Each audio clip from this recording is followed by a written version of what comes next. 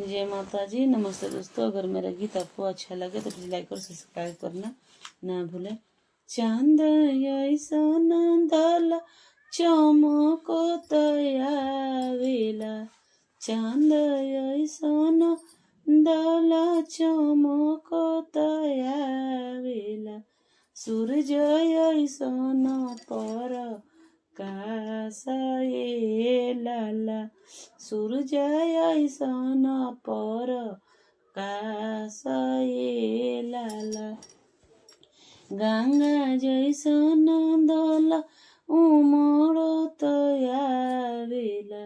गंगा जैसन दल उमड़त आवेला, हनी हनी मारेलानी सानाए लाला, हनी हनी मारेलानी सानाए लाला, चांद ऐसन दल चमकत आवेला, चांद ऐसन दल चमकत आवेला, सूरज ऐसन पर कासाए लाला, सूरज ऐसन पर कासाए लाला, गंगा जैसन दल उमड़त आवेला, गंगा जैसन दल उमड़त आवेला, हनी हनी मारेलानी सानाए लाला, हनी हनी मारेलानी सानाए लाला, पाना ऐसन दल पसरत आवेला, पाना ऐसन दल पसरत आवेला, चमकत आवेला सुहागे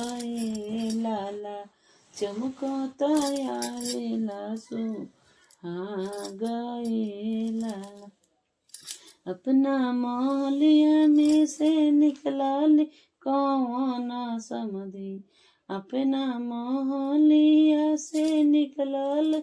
कौन समधी, समधी जी से और जहाँ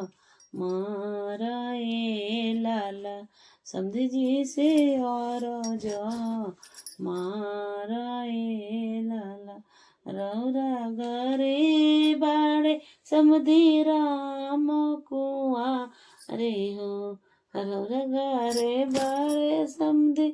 राम कुआर जी, हमरा घरे सीता कुआरे लाला, हमरा घरे सीता कुआरे लाला, चांद ऐसन दल चमकत